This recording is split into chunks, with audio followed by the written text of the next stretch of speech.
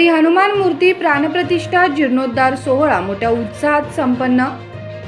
सांगली येथील आमराई उद्यानामधील हनुमान मंदिरातील श्री हनुमान मूर्तीची प्राणप्रतिष्ठा विधी सोहळा शुक्रवार दिनांक 20 मार्च 2026 रोजी मोठ्या उत्साहात संपन्न झाला।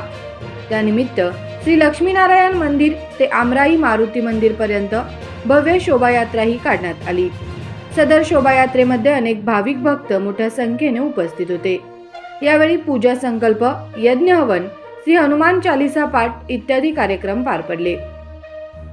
या कार्यक्रमासाठी मनोहरभाई सारडा, हरिभक्त परायण नाना महाराज केळकर, महापालिकेचे अतिरिक्त आयुक्त राहुल रोकडे, जिल्हा सरकारी वकील प्रमोद भोकरे, माजी आमदार नितीनराजे शिंदे, भाजपाचे नेते रावसाहेब पाटील, जितेश भैया कदम, शिवसेना नेते महेंद्र चंडाळे, राजेंद्रसिंह पाटील, प्रकाश जाधव, सुहास कबूर, राहुल डोपे पाटील, सतीश नावंदर, सावकार शिराळे, जिव्हाळा ग्रुपचे सर्व सदस्य यांच्यासह विविध क्षेत्रातील मान्यवर मोठ्या संख्येने उपस्थित होते।